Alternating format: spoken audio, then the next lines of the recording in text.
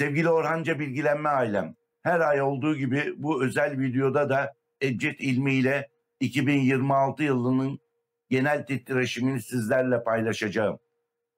Öncelikle abone olan, beğeni yapan ve yorumlarıyla destek veren herkese gönülden teşekkür ediyorum. Unutmayın, bu kanal sizinle var.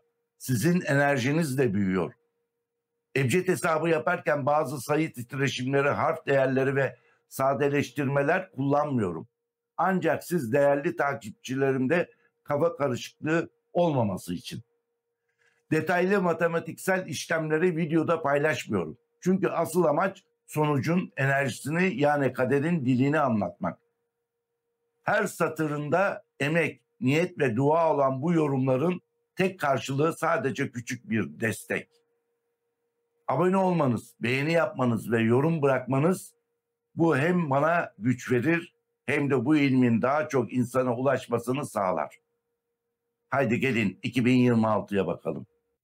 Şimdi 2026 yılının Ebced yıldızlarına ve sayı titreşimi gözüyle birlikte bakalım. Bu yılın titreşim sayısı 2046. Bu sayının sadeleştirmesi 3 çıkıyor. Ebced ve metafizik ilimlerde 3 sayısı hareket, değişim ve yeni kader döngüsünün açılması anlamına gelir. Yani 2026 yılı hem Türkiye hem de dünya için yeni dengelerin kurulacağı, büyük olayların hızla gelişeceği bir yıl olacak. Hadi birlikte Türkiye ve genel durumuna bir bakalım. 2026 yılı Türkiye için yeniden yapılanma ve dönüşüm yılı olacak. 2023-2025 arasında atılan adımların sonuçları bu yılda görünür hale gelecek.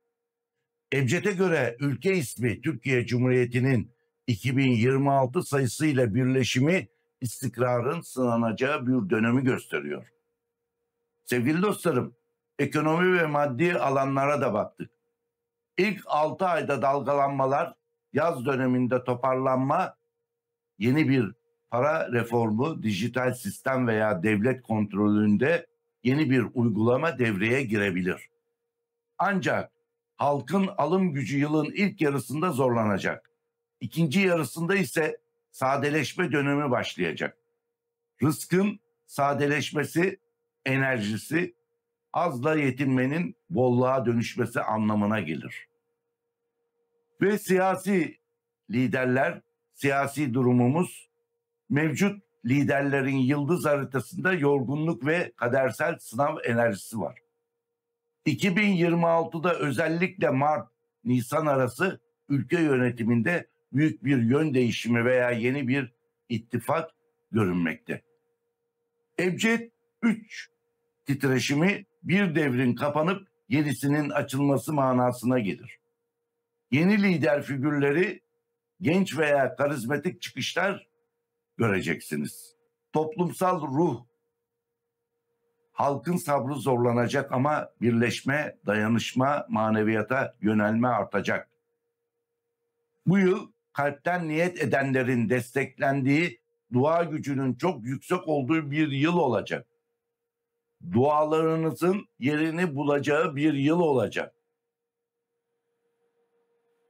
Dünya ve geneli ve savaş olasılıklarına da baktık Ebced'de 2026'da ne gösteriyor diye.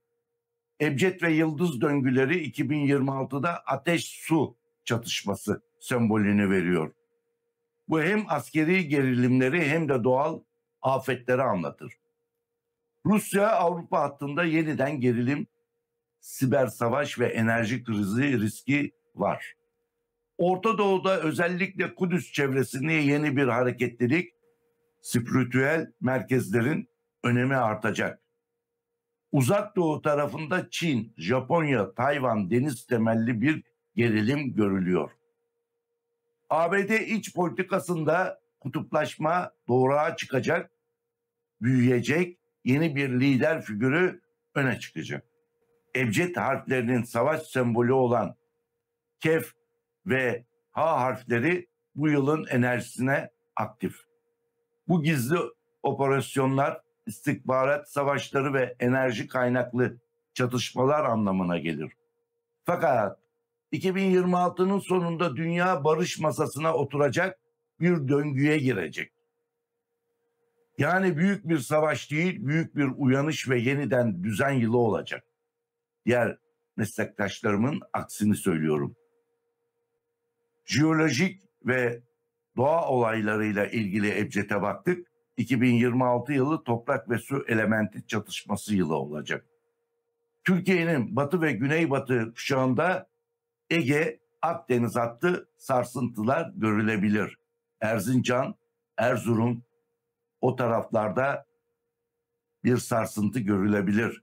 Karadeniz ve Doğu Anadolu'da yeraltı su hareketleri görülecek. Kaynakların açılması, sıcak su artışı bekleniyor. Küresel ölçekte özellikle Pasifik kuşağında volkanik hareketlilik dikkat çekici olacak. Biraz fazlalaşacak. Hava olayları aşırı olacak. Kuraklık, ani yağış, fırtınalar çoğalacak. Bunlar dünya arınması sembolüdür sevgili dostlarım. Ebced'e göre 2026 toprağın kendini yenilediği yıldır diyor Ebced. Ve manevi enerji ve toplumsal uyanış Ebced'de baktık. Bu yılın enerjisinde Hazreti Yusuf sırrı baskın. Zindandan çıkış, gizli güzelliklerin ortaya çıkışı, yani sıkıntı gibi görünen olaylar sonunda bir hayra dönüşecek. Ruhsal konular, enerji çatışmaları, metafizik ve kadim ilimler halk arasında daha çok ilgi görecek. Buraya dikkat çekiyorum.